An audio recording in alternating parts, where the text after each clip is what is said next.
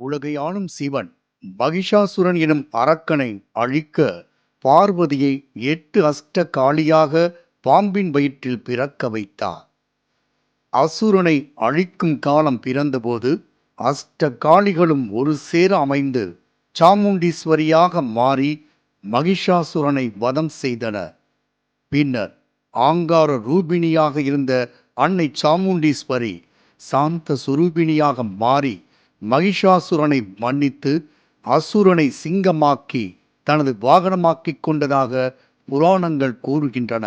சாமுண்டீஸ்வரியின் அம்சமான செல்லியம்மன் காக்கும் கடவுளாக, வணங்கியவருக்கு அன்னையாக, தீயவர்களை வதம் செய்பவளாக வேலூரில் புதிய பேருந்து நிலையத்திற்கு அருகே பாலாற்றின் கரையில் கோவில் கொண்டு காட்சியளிக்கிறார்.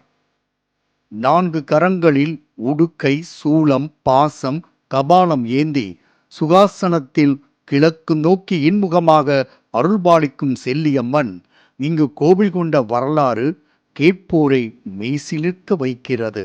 கர்நாடக மாநிலத்தை சேர்ந்த எத்தமரெட்டி என்பவரின் முதல் மனைவிக்கு பிறந்த இரட்டை ஆண் குழந்தைகளான பொம்மியும் திம்மியையும் சொத்து பிரச்சனைக்காக சொந்த சகோதரர்களே கொலை செய்ய திட்டம் தீட்டினர். அவர்களிடம் இருந்து தப்பி வந்தவர்களுக்கு வேலூரை ஆண்ட மன்னன் அடைக்கலம் கொடுத்து காத்து வந்தார்.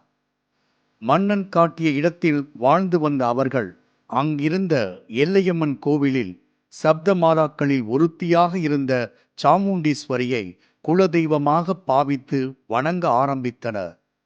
ஒரு நாள் ஊருக்குள் நுழைந்த கொள்ளையர்களை திம்மியும் பொம்மியும் சாமுண்டீஸ்வரியின் சக்தியை பெற்று சண்டையிட்டு துரத்தினர். அன்னையின் சக்தியை உணர்ந்த மன்னனும் மக்களும் அம்மனுக்கு செல்லியம்மன் என பெயர் சூட்டி ஆலயம் அமைத்து வணங்கத் தொடங்கினர்.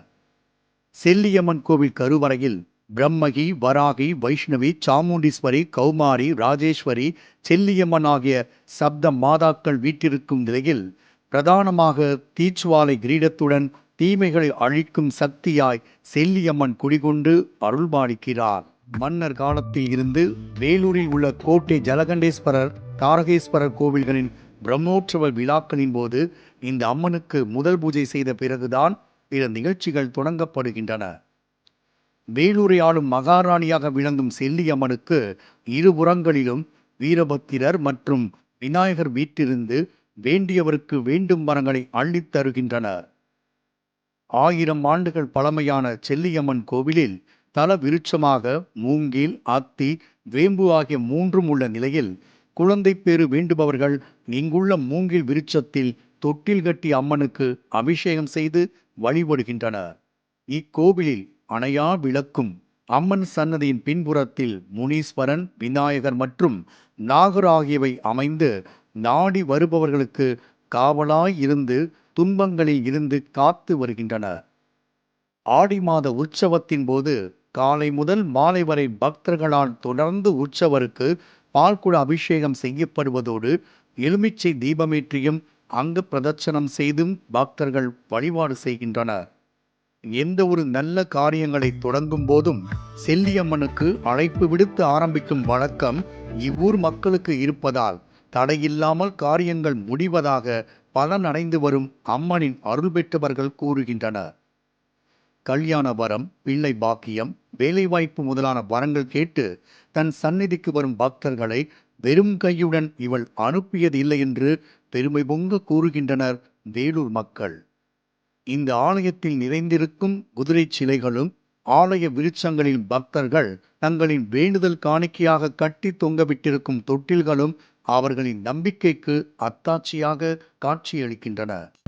கோவிலை சுற்றி 4 புறங்களிலும் வெள்ளெருக்கு செடிகள் சூழ்ந்திருக்க பாம்பு புற்றுகளுக்கும் கன்னி கோவிலுக்கும் நடுவே வீற்றிருக்கும் அம்மன் நாகமாகவும் படம் எடுத்து காட்சியளிப்பதாக மெய்சிலிர்த்து கூறும் பக்தர்கள் அம்மனின் தலையில் இருந்து பூ விழுந்தால் நினைத்த காரியம் நிச்சயம் நிறைவேறும் என்றும் தெரிவிக்கின்றனர்.